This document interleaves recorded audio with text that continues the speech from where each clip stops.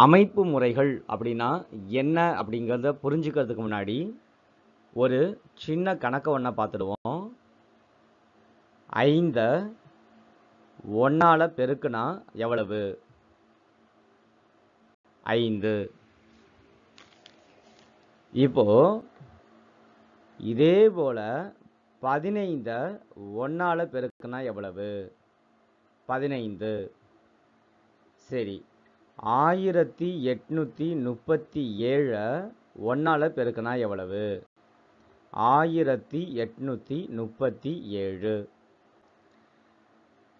இப்போ இந்த 3 கணக்கை பார்க்கும்போது நீங்க என்ன முடிவுக்கு வருவீங்க?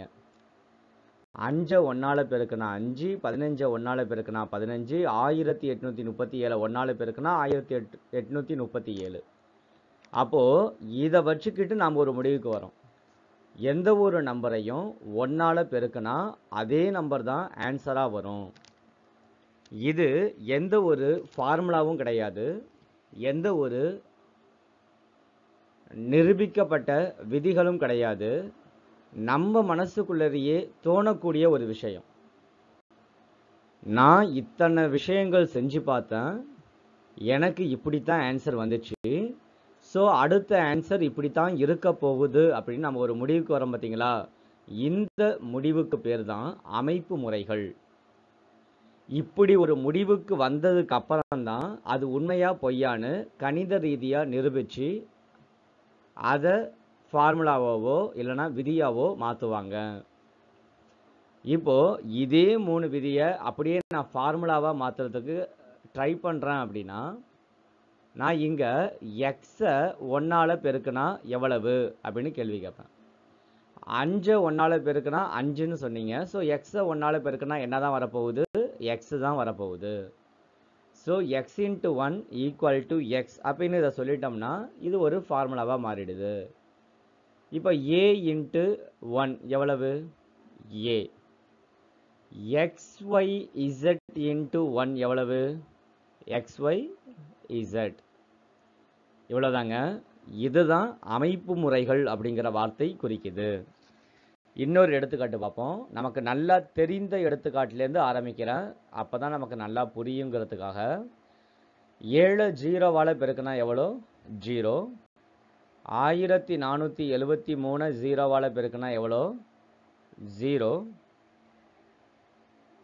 1,30,000 0ஆல் பெருக்குனா எவ்வளோ? 0. ஸோ இப்போ நம்ம ஒரு முடிவுக்கு வந்துடலாம். 0வால் எதை பெருக்கினாலும் 0 தான் ஆன்சர் வரும். இப்போ இதையே நான் அப்படியே இயற்கணித முறைப்படி மாற்றுறேன். ஒரு ஏங்கிற நம்பரை 0வால் பெருக்கினா என்ன வரும்? 0. அதே போல் n அப்படிங்கிற நம்பரை 0வால் பெருக்கினா என்ன வரும்? 0. எக்ஸுங்கிற நம்பரை 0வால் பெருக்கினா என்ன வரும்? 0.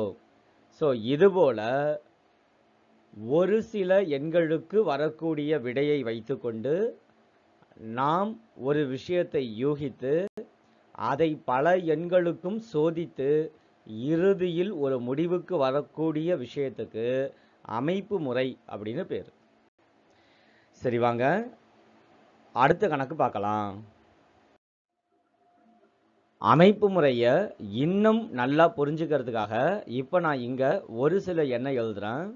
அந்த எண்ணை நீங்கள் நல்லா கவனித்து அதற்கு அடுத்தது வரக்கூடிய அமைப்பு முறையை நீங்கள் கெஸ் பண்ணணும். 1 5 8 7 3 இதை 7ஆல் பெருக்குனா 1,11,111 ஆன்சர். இப்போ அதே 15,873 14ஆல் பெருக்குனா 2,22,222 ஆன்சர். இப்போ அதே 15,873 21ஆல் பெருக்குனா என்ன ஆன்சர் அப்படின்னு கேள்வி கேட்குறாங்க. நமக்கு உடனே தெரியும், இங்கே 6 தடவை 1 வந்திருக்கு, இங்கே 6 தடவை 2 வந்திருக்கு. ஸோ இங்கே 6 தடவை 3 வந்துடும் அப்படின்னு சொல்லி நாம் முடிவு பண்ணி ஒரு அமைப்பு முறையை கண்டுபிடிச்சி எழுதுனா உண்மையாலுமே இது சரியான ஆன்சர் தான். சரி, இப்போ அடுத்த ஆன்சரை கெஸ் பண்ணுங்க. 15 8 7 3 பெருக்கல் 35. இப்போ நம்ம டக்குன்னு 4 4 4 4ன்னு 6 4 வரும் அப்படின்னு ஆன்சர் சொன்னோம் அப்படின்னா அது தவறு. அப்போ நான் ஏற்கனவே கெஸ் பண்ணின ஒரு அமைப்பு முறை ஒரு கணக்குக்கு சரியாகவும் இன்னொரு கணக்குக்கு தவறாகவும் ஆன்சர் கொடுக்குது அப்படின்னா நாம் யூகிச்ச அமைப்பு முறை மிக தவறானது அப்படின்னு அர்த்தம். சரி, அப்போ சரியான அமைப்பு முறையை யூகிச்சு பார்ப்போம். இதை 1 7 7 அப்படின்னு சொல்லலாம். ஸோ எல்லாமே 1 1 வந்திருக்கு. இதை 2 7 14 அப்படின்னு சொல்லலாம். ஸோ எல்லாமே 2 2 2 2 வந்திருக்கு. இதை 3 7 21 அப்படின்னு சொல்லலாம். ஸோ எல்லாமே 3 3 3 3 வந்திருக்கு. அப்போது 35ங்கிறது 7 5 35. ஸோ இங்கே எல்லாமே 5 5 5 5 5 5 வரும். இப்போ இது மிக சரியானது. அப்போ நம்ம யூகிக்கக்கூடிய அமைப்பு முறையானது எல்லா எண்களுக்கும் மிக பொதுவாக இருக்கணும். அப்படி இருந்தால் தான் நம்மளுடைய அமைப்பு முறை மிக சரியாக அமையும். சரி, வாங்க இன்னொரு எடுத்துக்காட்டு பார்ப்போம். இப்போ இன்னொரு கணக்கு இதே அமைப்பு முறையை கொஞ்சம் வேற மாதிரி 5 8 11 14 அடுத்த நம்பர் என்னன்னு கண்டுபிடிக்கணும். நாம் பொதுவாக 5க்கு அடுத்தது 6 7 8 தான் பார்த்துருப்போம். ஆனால் இங்கே 5க்கு அடுத்ததே 8 வந்துடுச்சு. ஸோ 5ஓட 3 நம்பர் தள்ளி, அதாவது 3 கூட்டுனா 8, 8க்கு அடுத்தது 3 கூட்டுனா 11, 11க்கு அடுத்தது 3 கூட்டுனா 14. ஸோ இதனுடைய அமைப்பு முறை என்ன? ஒரு எண்ணிலேருந்து இன்னொரு எண்ணை கண்டுபிடிக்கணும்னா 3 கூட்டணும். ஸோ 14லேருந்து அடுத்த எண்ணை கண்டுபிடிக்கணும்னா அதுக்கும் 3 கூட்டணும். ஸோ இதனுடைய ஆன்சர் 17. 17க்கு அடுத்த நம்பரை கண்டுபிடிக்க சொன்னாங்கன்னா அதுக்கும் நம்ம 3 தான் கூட்ட போகிறோம். ஸோ 20. 20க்கு அடுத்த நம்பரை கண்டுபிடிக்கணும்னு சொன்னால் நம்ம அதற்கும் 3 தான் கூட்ட போகிறோம். ஸோ 23. ஸோ இந்த அமைப்பு முறையை நம்ம சரியாக புரிஞ்சுக்கிட்டோம்னா அடுத்தடுத்த எண்கள் என்ன அப்படிங்கிறத ரொம்ப ஈஸியாக நம்ம கண்டுபிடிச்சிடலாம். இன்னொரு கணக்கு பார்க்கலாம். 1 4 அடுத்த எண் என்ன? இப்போ இங்கே மேலே கொடுத்துருக்கிற அதே அமைப்பு முறைப்படி யோசிச்சு பாருங்க. 1ஓட 3 கூட்டுனா 4, ஆனால் 4ஓட 5 கூட்டுனா 9. சரி, 9ஓட 7 கூட்டுனா 16. இப்போ நமக்கு அடுத்த நம்பர் என்னன்னு கண்டுபிடிக்கணும். அடுத்த நம்பர் என்னவா இருக்கும்? கொஞ்சம் யோசிச்சு பார்ப்போம். இங்க பாருங்க, இந்த 3க்கு அடுத்தது என்ன வந்திருக்கு? 2 நம்பர் கூடி 5 வந்திருக்கு. 5க்கு அடுத்தது என்ன வந்திருக்கு? 2 நம்பர் கூடி 7 வந்திருக்கு. ஸோ 7க்கு அடுத்தது 2 நம்பர் கூடி 9 அப்படிங்கிற நம்பர் தான் இங்கே வரணும். அப்போ 16ஓட நான் எந்த நம்பரை கூட்டணும்? 9 கூட்டணும். 16ஓட 9 கூட்டினா 25. இப்போ நம்மளுடைய அமைப்பு முறை இங்கே என்ன? ஒவ்வொரு நம்பரையும் முன்னாடி கூட்டின நம்பரை விட 2 அதிகமாக கூட்டணும். நான் முதல்ல 3 கூட்டினேன்னா அதை விட 2 அதிகமாக அடுத்தது கூட்டணும், அதை விட 2 அதிகமாக அடுத்தது கூட்டணும், அதை விட 2 அதிகமாக அடுத்தது கூட்டணும். சரி, இப்போ இதே நம்பர் 1 4 9 16 டேஷ் இதே நம்பருக்கு இன்னொரு நபர் யோசிக்கிறாரு. அவருக்கு இப்படி தோணுது. 1 2 வாட்டி பெருக்குனா 1, 2 2 வாட்டி பெருக்குனா 4, 3 2 வாட்டி பெருக்குனா 9, 4 2 வாட்டி பெருக்குனா 16. ஸோ அவருடைய அமைப்பு முறை எப்படி இருக்குன்னா, வரிசையா நம்பரை 2 வாட்டி பெருக்கி எழுதியிருக்காங்க அப்படின்னு சொல்றாரு. ஸோ அடுத்த நம்பர்னா 5 2 வாட்டி பெருக்குனா கிடைச்சிடும் அப்படிங்கிறாரு. 5 2 வாட்டி பெருக்குனா 25. நல்லா கவனிச்சு பார்த்தீங்கன்னா, இதனுடைய அமைப்பு முறை வேற, இதனுடைய அமைப்பு முறை வேற. ஆனா ரெண்டுத்துக்குமே ஆன்சர் பாருங்க, இதற்கும் 25 தான் வந்திருக்கு, இதற்கும் 25 தான் வந்திருக்கு. அப்போ ஒரு அமைப்பு முறை அப்படிங்கிறது மனிதனுக்கு மனிதன் அவனுடைய சிந்தனைக்கு ஏற்றவாறு அதனுடைய முறை மாறும். ஆனா கண்டிப்பா அந்த கணக்கினுடைய விடை மாறாது. அமைப்பு முறைகள் பல்வேறு விதமா ஒரே கணக்குக்கு உருவாவதற்கான வாய்ப்புகள் உண்டு. சரி வாங்க அடுத்த கணக்கு பார்க்கலாம். இப்போ ஒரு வட்டம் கொடுத்துருக்காங்க. இந்த வட்டத்துல 6 பகுதியா பிரிச்சுட்டாங்க. இது எக்ஸ், இது 2, இது 4, இது 7, இது 11, இது 16. இப்போ எக்ஸ் வர வேண்டிய இடத்துல என்ன நம்பர் இருக்கும் அப்படின்னு கேள்வி கேட்குறாங்க. இது நம்ம ஏற்கனவே பார்த்த அதே கணக்கினுடைய வேறு வடிவம் தான். ஆக்சுவலாக இந்த கணக்கு எப்படி இருந்திருக்கணும் அப்படின்னா 2, 4, 7, 11, 16, டேஷ். நாம் எப்போதும் போல அமைப்பு முறை யோசிக்கிற மாதிரி இதற்கும் யோசிக்கலாம். 2ஓட 2 கூட்டுனா 4, 3 கூட்டுனா 7, 4 கூட்டுனா 11, 5 கூட்டுனா 16.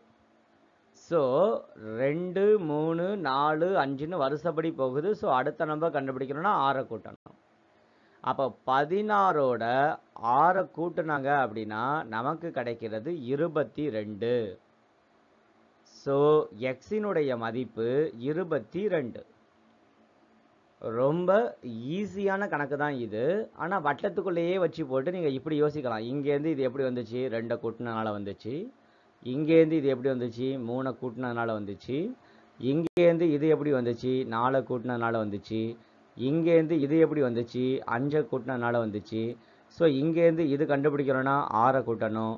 அப்போ 16ஐயும் 6ஐயும் கூட்டணும் அப்படின்னா நமக்கு கிடைக்கிறது 22. சரி வாங்க அடுத்த கணக்கு பார்க்கலாம். இந்த அமைப்பு முறைகளை வச்சு தான் நிறைய ஃபார்முலா உருவாயிருக்கு. இப்போ எடுத்துக்காட்டா நான் 7ஐயும் 9ஐயும் கூட்டுறேன், இன்னொருத்தன் 9ஐயும் 7ஐயும் கூட்டுறான். 2 பேருக்கும் வெவ்வேறு ஆன்சராக வரும். 7ஐயும் 9ஐயும் கூட்டினா 16, 9ஐயும் 7ஐயும் கூட்டினாலும் 16. ஸோ ரெண்டுக்கும் ஒரே ஆன்சர், ரெண்டுமே சமம். அப்போது 57ஐயும் 43ஐயும் கூட்டுறதுக்கு பதிலாக நாம் 43ஐயும் 57ஐயும் கூட கூட்டலாம்ல, கூட்டலாம். சரி, இப்போ ஏயையும் பியையும் கூட்டுறதுக்கு பதிலாக பியையும் ஏயையும் கூட்டலாமா, இதுதான் கேள்வி. இப்போ பிரச்சனை எங்கே ஆரம்பிக்குதுன்னா 7ஐயும் 9ஐயும் கூட்டினா 16ன்னு நமக்கு தெரியும். அப்போ 9ஐயும் 7ஐயும் நம்ம கூட்டி பார்க்குறோம், 16 வருது. ஸோ ரெண்டுமே சமம்னு சொல்லிடலாம். ஆனால் ஏயையும் பியையும் நம்மளால் கூட்ட முடியாது, பியையும் ஏயையும் நம்மளால் கூட்ட முடியாது. இது ரெண்டுத்தையும் சமம்னு சொல்லணும். ஆனால் இது ரெண்டும் சமம் தான் அப்படின்னு நம்ம கன்ஃபார்மாக சொல்லிடுவோம். ஏன்னா ஏற்கனவே கொடுத்த நம்பரை வச்சு நம்ம செக் பண்ணியிருக்கோம். செக் பண்ணி நமக்கு எல்லா நம்பருக்கும் ஆன்சர் ரைட்டாக வருது. ஸோ அதனுடைய அமைப்பு முறைப்படி ஏயோட பியை கூட்டினாலும் பியோட ஏயை கூட்டினாலும் சமம் அப்படிங்கிற முடிவுக்கு வந்துடுறோம். ஸோ ஒரு புதுசாக ஒரு ஃபார்முலா உருவாகுது, a + b = b + aன்னு. இந்த ஃபார்முலா, இந்த விதிக்கு பேர் பரிமாற்று விதி அப்படின்னு பேர் வைக்கிறாங்க. ஸோ இதை நாம் படித்து மனப்பாடம் பண்ணுறோம். அப்போ மேக்ஸில் உள்ள எல்லா ஃபார்முலாவும் எல்லா விதியும் ஏதோ ஒரு அமைப்பு முறையிலேருந்து உருவாகி தான் நமக்கு கிடச்சிருக்கு. அந்த அமைப்பு முறையை நம்ம புரிஞ்சுக்கிட்டோம் அப்படின்னா கணிதத்தை ரொம்ப எளிமையாக நம்மளால் கற்றுக்க முடியும். இப்போ இதே போல் இன்னொன்று சொல்கிறேன். 1ஐயும் 2ஐயும் பெருக்கினா 2, 2ஐயும் 1ஐயும் பெருக்கினா அதே போல் 2. சரி, 5ஐயும் 6ஐயும் பெருக்கினா 30. 6ஐயும் 5ஐயும் பெருக்கினா அதே 30.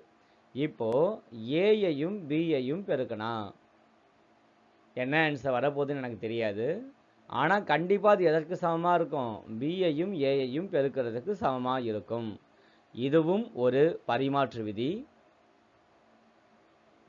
சொன்னது கூட்டலுக்கான பரிமாற்று விதி, ரெண்டாவது சொன்னது பெருக்கலுக்கான பரிமாற்று விதி. இந்த 2 பரிமாற்று விதியுமே அமைப்பு முறையிலேருந்து தான் நமக்கு வந்திருக்கு.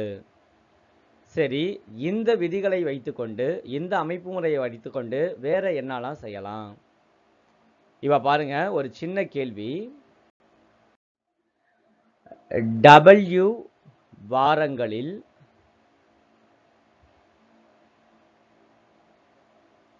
எத்தனை நாட்கள் உள்ளன?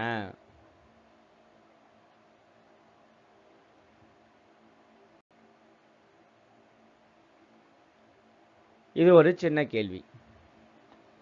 W வாரங்களில் அப்படின்னு சொல்லிட்டாங்க. நான் ஒருவேளை இந்த W அப்படிங்கிறது 1ன்னு வச்சுக்கிறேன். அப்போ ஒரு வாரத்துக்கு எத்தனை நாள்?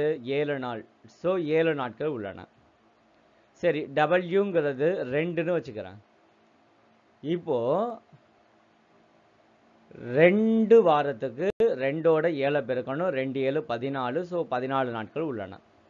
ஒருவேளை Wங்கிறது 3ஆ இருந்துச்சுன்னா நாம் 21 வாரங்கள் உள்ளன அப்படின்னு சொல்லிடலாம். ஒருவேளை Wங்கிறது Wவாகவே இருந்துருச்சு அப்படின்னா அதை 7ஆல பெருக்கணும். ஸோ 7W இதுதான் நம்மளுடைய ஆன்சர். இதே போன்ற இயற்கணிதத்தை ஒத்த இயற்கணிதத்தோடு ஒற்று போகக்கூடிய அமைப்பு முறைகளை நம்ம உருவாக்குறதுனால நம்மளால பல கணக்குகளை ரொம்ப எளிமையாகவும் மிக வேகமாகவும் தீர்க்க முடியும். இந்த அமைப்பு முறைகள் அப்படிங்கிறத நல்லா புரிஞ்சிருப்பீங்க அப்படின்னு நம்புகிறேன். பல அரசு பொதுத் தேர்வுகளில் இந்த அமைப்பு முறையை மையப்படுத்தி நிறைய கேள்விகள் கேட்குறாங்க. அதனால் நீங்கள் நிறைய அமைப்பு முறைகளை ப்ராக்டிஸ் பண்ணீங்க அப்படின்னா கண்டிப்பாக உங்களுக்கு பிற்காலத்தில் மிகவும் பயனுள்ளதாக இருக்கும். இதே போன்ற வீடியோ உங்களுக்கு ரெகுலராக கிடைக்கணும் அப்படின்னா மறக்காமல் நம்மளுடைய சேனலை சப்ஸ்கிரைப் பண்ணிவிடுங்க. கூடவே அந்த பெல் பட்டனையும் கிளிக் பண்ணிவிடுங்க. அப்போ தான் உங்களுக்கு என்னுடைய வீடியோ உடனுக்குடன் கிடச்சிக்கிட்டே இருக்கும். இந்த வீடியோ உங்களுக்கு பிடிச்சிருந்தா ஒரு லைக் பண்ணுங்கள், உங்களுடைய நண்பருக்கு ஷேர் பண்ணுங்கள். மீண்டும் உங்களை அடுத்த வீடியோ சந்திக்கிறேன். அதுவரை நன்றி, வணக்கம்.